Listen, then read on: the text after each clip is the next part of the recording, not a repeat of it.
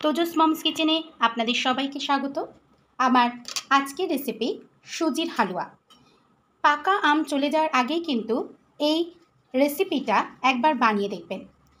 বাচ্চা থেকে বড় সবাই কিন্তু ভীষণই ভালোবাসবে এই সুস্বাদু ডেজার্ট। এর জন্য প্রথমেই আমি আমটাকে ছিলে নিয়েছি। এবার এরকমভাবে আমি কিন্তু আমটাকে ঘষে নেব। এটা আপনারা আমটাকে কিউব করে কেটে নিয়ে তার পাল্প বের করতে মিক্সিতেও কিন্তু পেস্ট করে নিতে পারেন, তবে এরকমভাবেই কিন্তু ভীষণই সুন্দর দেখুন পাল্প বেরোচ্ছে।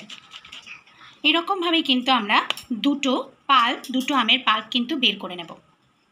দেখুন আমরা গ্রেটারের সাহায্যে কি সুন্দর কিন্তু পাল্প বের করে এনেছি। কোনো রকম কিন্তু আমের আঁশ এখানে কিন্তু নেই। হালুয়া বানানোর জন্য একদিকে যেমন আমের পাল্প বের করে রেখেছি, আর একদিকে এই দুধের মধ্যে আপনারা ঠান্ডা বা গরম যে কোনো দুধই কিন্তু নিতে পারেন। দুধের মধ্যে যে গুঁড়ো দুধ মিল্ক পাউডার সেটা কিন্তু দিয়ে আমি একটু গুলিয়ে রেখে দেব। গুলিয়ে রেখে দিয়েছি। আমার দু ধরনের উপকরণ তৈরি হয়ে গেল। এবার আমরা মেইন রান্নাতে কিন্তু যাব হালুয়া বানাতে। এবার একটা প্যান নিয়ে নিয়েছি। কড়াইয়ের মধ্যে এখানে দিয়ে দিচ্ছি ঘি। 1 টেবিল চামচ ঘি দিয়ে দিলাম। আপনারা এটা ঘি বা সাদা তেল দুটোতেই কিন্তু করতে পারেন। ঘিটা গরম হয়ে আসলেই এখানে হাফ কাপ মতন সুজি দিয়ে দেব। সুজিটা দিয়ে ভালোভাবে আমরা ভেজে নেব। লো ফ্লেমে কিন্তু খুব সুন্দর করে ভেজে নিতে হবে। সুজিটা লো ফ্লেমেই ভাজবেন যেন পুড়ে না যায়। সুন্দর একটা ঘিয়ের স্মেল বেরোলেই আমরা সুজিটা একটু লাল লাল হয়ে আসলেই কিন্তু সুজিটা ভাজা হয়ে গেছে বুঝে যাব। এই সময় এর মধ্যে এবার দিয়ে দেব যে দুধটা, গুঁড়ো দুধ গুলিয়ে রাখা দুধটা এর মধ্যে দিয়ে দিচ্ছি। খুব সামান্য দিয়ে দেব লবণ। খুব সামান্যই লবণ দেবেন, লবণ কিন্তু একদমই বেশি নয়। দিয়ে দেব চিনি। মিষ্টিটাও কিন্তু নিজেদের স্বাদ অনুযায়ী পরিমাণ মতন দিয়ে দেবেন, তবে সুজিতে একটু মিষ্টি কিন্তু বেশি লাগে। আর এর মধ্যে দিয়ে দেব আর একটু জল, কেননা সুজিটা কিন্তু একটু ফুটতে লাগবে, তাই আরেকটু পরিমাণে আমরা এখানে জল ইউজ, যেহেতু সুজিটা ফুটতে লাগবে সেই জন্য আরেকটু জল দিয়ে দেব। আমরা ভালোভাবে কিন্তু সুজিটাকে নাড়াতে থাকবো ক্রমশই। যতক্ষণ না এটা একটু ঘন হয়ে আসে ততক্ষণ ভালোভাবে নাড়াতে থাকবো। এবং দুধ অবশ্যই লাগলে কিন্তু অল্প সামান্যই জল দেবেন। দুধ আরেকটু লাগলে কিন্তু আরেকটু দিতে হবে ফোটার জন্য পরিমাণ অনুযায়ী। এর মধ্যে দিয়ে দেব এলাচ গুঁড়ো। এটা দিলে টেস্টটা ভীষণই সুন্দর আসে, গন্ধটাও ভালো আসবে। দিয়ে দিচ্ছি এলাচ গুঁড়ো হাফ চামচ। এর মধ্যে দিয়ে দেব কিছু গুঁড়ো করা কাজু এবং আলমন্ড গুঁড়ো করা রয়েছে সেটা দিয়ে দিচ্ছি। কিছু কিশমিশ দিয়ে দিলাম। দিয়ে আবার ভালো করে কিন্তু এটাকে নাড়িয়ে নেব। আর একদমই কিন্তু লো ফ্লেমে করে দেব যাতে এটা পুড়ে না যায় বা একেবারে শুকিয়ে না যায়। আর তলাটা যাতে ধরে না আসে এরকম বারবার ভালো করে নাড়তে হবে। ব্যাস আমাদের কিন্তু একদমই হয়ে এসছে দেখুন। এরকমভাবেই কিন্তু আর বেশি এটাকে টাইট করব না। যখন আমাদের এরকম টাইপের ঘন হয়ে এসছে তখনই কিন্তু আমরা এটাকে নামিয়ে দেব, কেননা ঠান্ডা হলে কিন্তু আরেকটু শুকিয়ে যাবে। তাই এর থেকে বেশি শুকনো করার আমাদের কিন্তু প্রয়োজন নেই। এবার গ্যাসের ফ্লেমটা আমরা অফ করে দেব। এরকম একটা পাত্র নিয়ে নেবেন। আপনাদের কাছে যেরকম পাত্র থাকে সেই অনুযায়ী আমরা সমান করে কিন্তু এটাকে সাজিয়ে নেব। এই পাত্রটার মধ্যে আস্তে আস্তে সমস্ত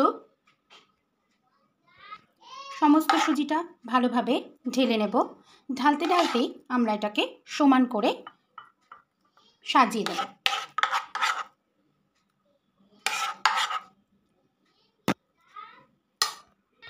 দেখুন আমরা কিন্তু দিয়ে দিয়েছি এবং এটাকে সমানভাবে এরকমভাবে পুরোটা সাজিয়ে দেব। হয়ে গেল আমাদের প্রথম সুজির যে সাদা অংশটা লেয়ারটা। এবার আমরা পরের স্টেপে আবার পরবর্তী স্টেপের জন্য কড়াইটা গরম করে নিয়ে আবার এখানে ঘি দিলাম। ঘিয়ের বদলে আপনারা কিন্তু সাদা তেল বা বাটার দুটোই ইউজ করতে পারেন। ঘি দিয়ে দিলাম 1 টেবিল চামচ। এখানে ঘিটা গরম করে নিয়ে প্রথমেই কিন্তু আমরা একটু কাজু আর কিশমিশ একটু হাফ ভেজে নেব। হাফ ভেজে নিয়ে এটাকে তুলে রেখে দেব। খুব কড়া করে ভাজার প্রয়োজন নেই, জাস্ট ঘিতে হালকা করে নাড়িয়ে চাড়িয়ে কিন্তু আমরা এটাকে তুলে নিচ্ছি। আমি এই কারণেই ভাজলাম, তাতে কাজু আর কিশমিশে একটা ঘিয়ের সুন্দর স্মেল আসবে। এরপর আমরা দিয়ে দেব সেই 1 কাপ মতন সুজি। সুজিটা দিয়ে আবার কিন্তু একদম লো ফ্লেম থেকে মিডিয়াম ফ্লেমে বারবার নেড়ে চেড়ে ভেজে নেব, যাতে একদমই পুড়ে না যায়। সামান্য লালচে করে একটু ভেজে নেব। দেখুন সুন্দর ভাজা হয়ে গেছে। এবার এখানে আমি দিয়ে দিচ্ছি আমের যে পাল্পটা করে রেখেছিলাম সেইটা। এইটাও আপনাদের ইচ্ছা মতন দেবেন, বেশি বা কম করে, তবে একটু বেশি দিলেই কিন্তু ভালো। দিয়েও বারবার নেড়ে চেড়ে নিতে হবে। আমের পাল্পটা দিয়ে ঠিক একইভাবে খুব সামান্য পরিমাণ লবণ দেব, খুব সামান্য পরিমাণে কিন্তু দেবেন। দিয়ে দেব চিনি। মিষ্টি যেহেতু, আম যেহেতু মিষ্টি, সেই জন্য কিন্তু চিনিটা একটু বুঝে দিতে হবে। আর এখানে দিয়ে দেব সামান্য পরিমাণ জল। জল এই কারণেই দেওয়া, জল না দিলে সুজিটা একটু যেহেতু ভালো করে ফুটবে, সেই জন্যই কিন্তু জলটা দেওয়া। নাড়তে থাকবো এবং শেষে যে এলাচ গুঁড়ো করে রেখেছিলাম সেটা কিন্তু দিয়ে দেব। এই এলাচ গুঁড়ো দিলে খুব সুন্দর কিন্তু একটা স্মেল আসে। কিন্তু এটাও কিন্তু ঘন হয়ে গেছে।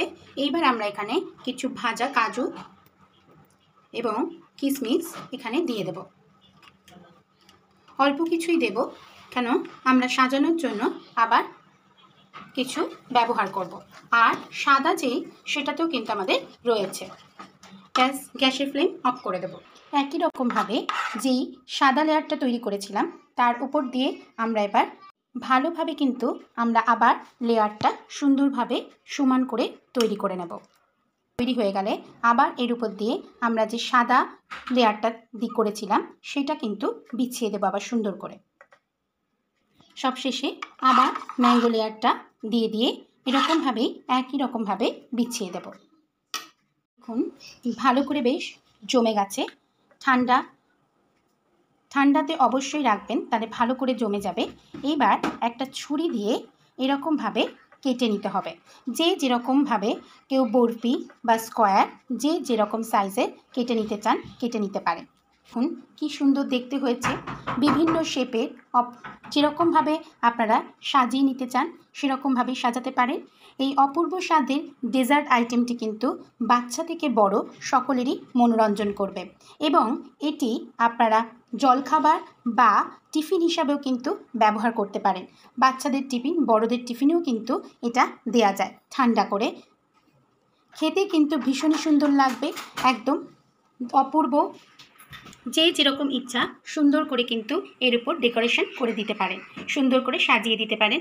দেখছেন এই 4 লেয়ারের হালুয়া যদি আপনাদের পছন্দ হয়ে থাকে তবে বাড়িতে একবার এইভাবে বানিয়ে নেবেন।